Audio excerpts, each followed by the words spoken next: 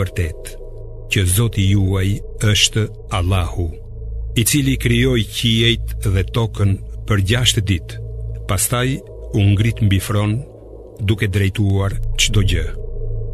S'ka ndërmjetës tek ai, përveç se me lejen e tij. Ky është Allahu, Zoti juaj, andaj adhurojeni atë. Vallë, a nuk po mendoni? Tek ai do të ktheheni të gjithë. Premtimi i Allahut është i vërtetë.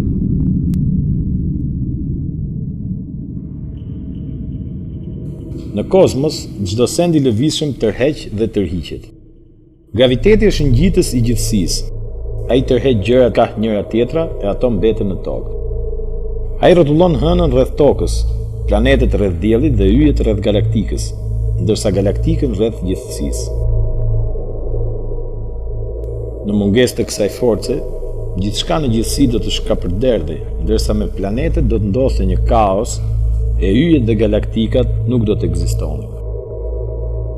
Deri në shekullin e 17 të erës sonë, tubimet shkencore pranonin mendimet e filozofëve të vjetër grek se yjet janë të ngjitura në një sferë kristale. Atëherë, shkencëtari anglez Isaac Newtoni zbuloi forcën e gravitetit dhe ndikimin e tij në sistemin kozmik.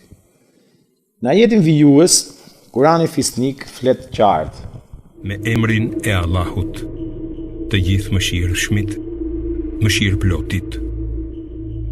Qoft i lartësuar ai, në dorën e të cilit është pushteti suprem dhe që është i fuqishëm të bëjë çdo gjë.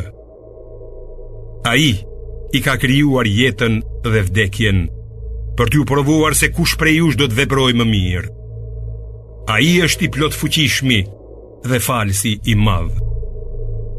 Ai ka krijuar 7 qiej, njërin mbi tjetrin. Nuk mund të gjesh në krijimin e të gjithë mëshirshmit kur far ceni. Hidhe vështrimin. A sheh ndonjë plasarritje? Pastaj hidhe sërish vështrimin.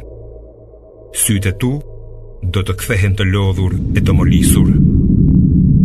Ne ju a kemi zbukuruar qiellin më të afërm me yje të shkëlqyeshme dhe i kemi bërë ato si predha për të larguar djajt, për të cilët kemi përgatitur dënimin me zjarr.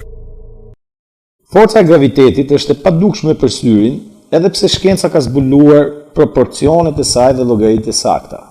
Forca e saj është e lidhur me masën e materjes.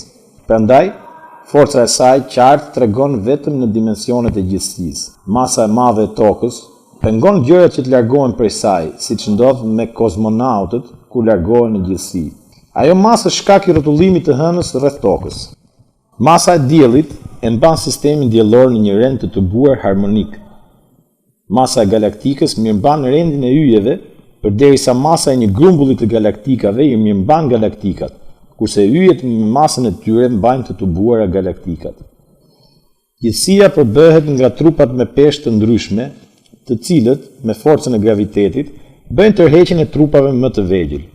Ky përshkrim i thjeshtë i forcës së gravitetit dhe ndikimit të saj në trupat qiellor shpjegon kuptimin e ajetit: Allahu i mban qiejt dhe tokën që të mos zhduken, e nëse zhduken, s'ka askush posti që mund t'i mbajë. Ai është që nuk ngutet, është që fal.